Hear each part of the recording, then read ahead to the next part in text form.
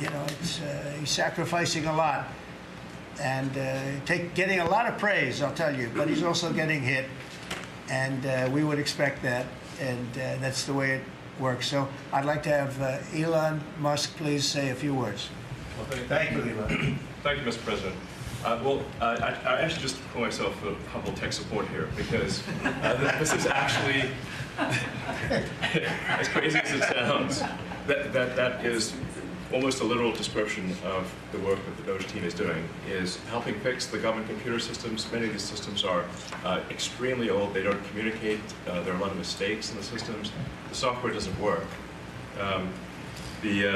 So we are actually tech support. It's ironic, but it's true.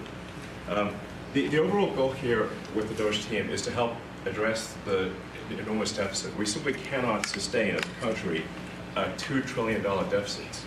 The interest rates, just the interest on the national debt, now exceeds the Defense Department spending.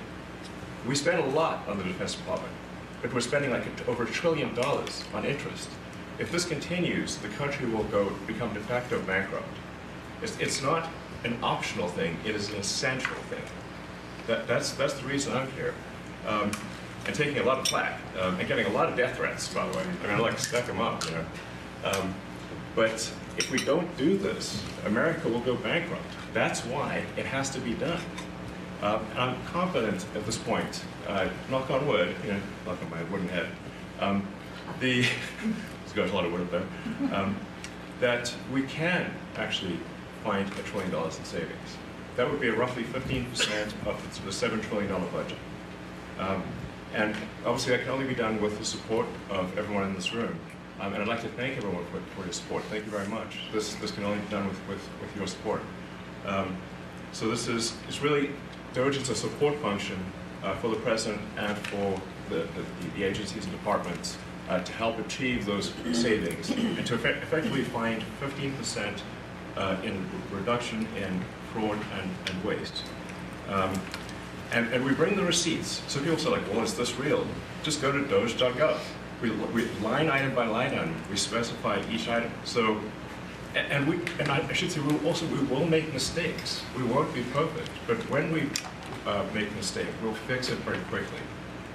So, for example, with USAID, one of the things we accidentally canceled very briefly was Ebola prevention. I think we all want Ebola prevention.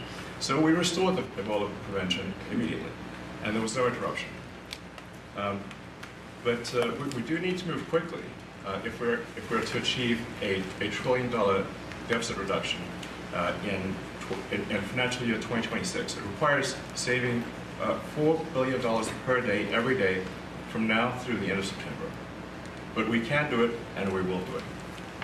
Thank you. Would you have any questions of Elon while we're on the subject of those? Because we'll finish off with that. And if you would have any questions, please ask. You could ask me or Elon. Go ahead, please. Thank you, Mr. President. Thank you, Mr. Musk. I just wanted to ask you that President Trump put out a Truth Social today saying that everybody in the cabinet was happy with you.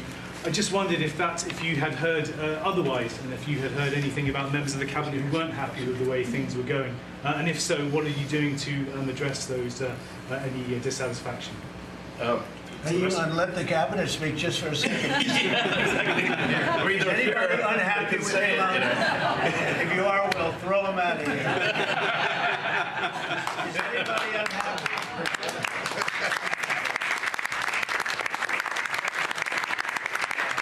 We have a lot of respect for Elon and that he's doing this, and some disagree a little bit, but I will tell you, for the most part, I think everyone's not only happy, they're thrilled. So go ahead, Elon. I'm grateful. And President Trump has put together, I think, the best cabinet ever. Literally. So, and I do not give false praise.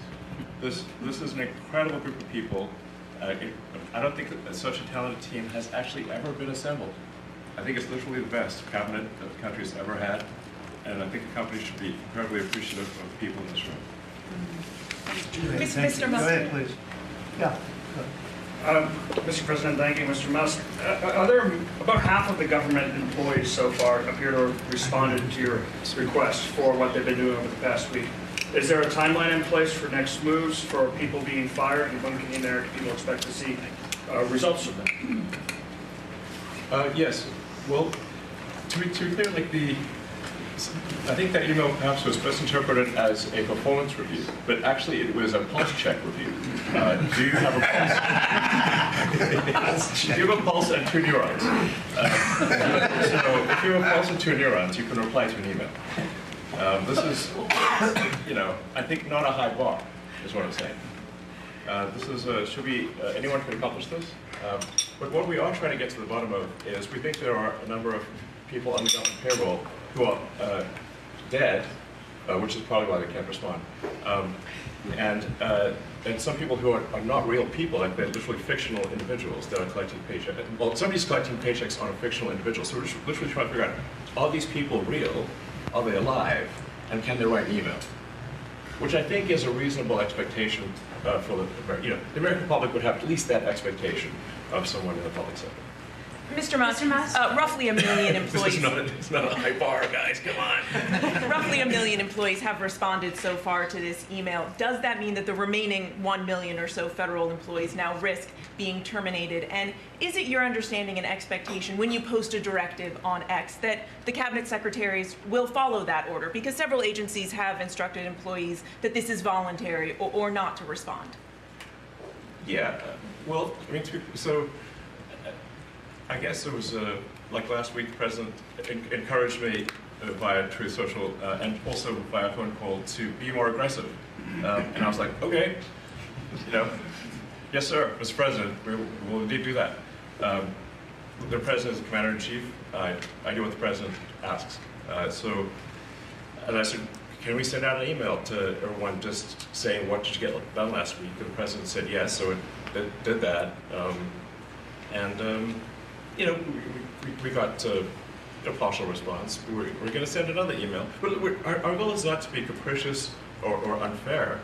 We want to give people every opportunity to send an email. And the email could simply be, what I'm working on is too sensitive or classified to describe. Like literally just, that would be sufficient. I think this is just common sense. And what is your target number for how many workers, employees you're looking to cut total? We wish to keep everyone who is doing a job that is essential and doing that job well. But if the job is not essential or they're not doing the job well, they obviously should not be on the public payroll. I'd like to add, wait a minute. I'd like to add that those million people that haven't responded, though, Elon, they are on the bubble. I wouldn't say that we're thrilled about it. They haven't responded. Now, maybe they don't exist. Maybe we're paying people that don't exist. Don't forget, we just got here. This group just got here. But those people are on the bubble, as they say. Maybe they're going to be gone. Maybe they're not around. Maybe they have other jobs. Maybe they moved and they're not where they're supposed to be. A lot of things could have happened. I wouldn't say that Biden ran a very tight administration. They spent money like nobody's ever spent money before, wasted money. The Green New scam, all of the different things they spent money on. And you've seen that. We've seen that with some of the things that I read at speeches. I read them and people can't believe when I read them.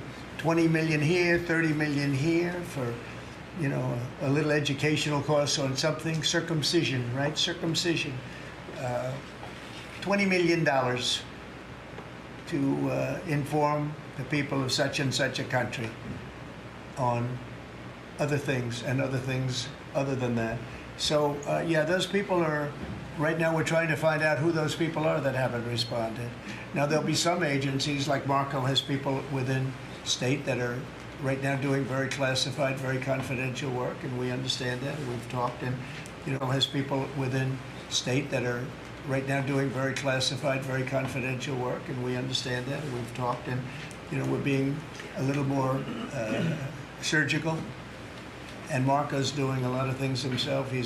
And some of the secretaries we're going to be going to them. We're going to be talking about it today. We're going to ask them to do their own DOGE. In other words, they'll look in their group and I spoke with Lee Zeldin, and he thinks he's going to be cutting 65% or so of the people from environmental. And we're going to speed up the process, too, at the same time. You had a lot of people that weren't doing their job. They were just obstructionists, and a lot of people that didn't exist, I guess, Lee, too. You found a lot of empty spots that the people weren't there. They didn't exist. I think education is going to be one of those. You go around Washington, you see all these buildings for the Department of Education. We want to move education back to the states where it belongs. Iowa should have education. Indiana should run their own education. You're going to see education go way up. Right now, we're ranked at the very bottom of the list, but we're at the top of the list in one thing: the cost per pupil. We spend more money per pupil than any other country in the world, and yet it's Denmark and Norway, Sweden, and I hate to say this, and you know, we're going to get along very well with China, but it's a competitor. They're at the top of the list. They're among the top 10 usually, and they're a very big country, so we can't use that as an excuse, right? Because we're a very big country too, but we were ranked last time under Biden. We were ranked 40 out of 40. They do the 40 certain nations that they've done for a long time. It seems to be 40 for whatever reason, and we were ranked number 40. A year ago we were 38, then we were 39. We hit 40. And so we're last in that, and we're first in cost per pupil. So I would say that's unacceptable. Welcome back. President Trump held his first cabinet meeting today, and Elon Musk was in attendance. He took some questions from reporters and also mentioned that he had been receiving death threats because of his efforts to cut government spending by $1 trillion. Now, some of the controversy comes around an email sent from DOGE asking employees to list 5 things they did the previous week. Now, you and I both know that working in corporate America, we provide status reports every single week. Personally, I provide status reports every single week for all the projects I work on. In addition, at work in corporate America, we provide not only the 5 things that you did, but also you have to report on actual results in addition to next week's action items and what you want to accomplish. So I think it's really interesting that up to 1 million government employees or federal workers have not responded to that email. Now, Musk alleges that some of these could be ghost workers, right? You know, do we have dead people working for the government? So there are serious questions about who are these up to 1 million allegedly federal workers who have not yet responded to this email listing 5 things they did the previous week. Now, of course, President Trump supports Elon Musk and says this has to be done. So go ahead, leave some comments. Let me know what you think about the DOGE efforts to cut spending by $1 trillion. And let's see what happens in the next couple of days. But it's an exciting time to be alive, to watch the government cutting spending and trying to get rid of the, or at least to lower the $36 trillion debt that we have as a nation. Till next time, stay positive. Peace.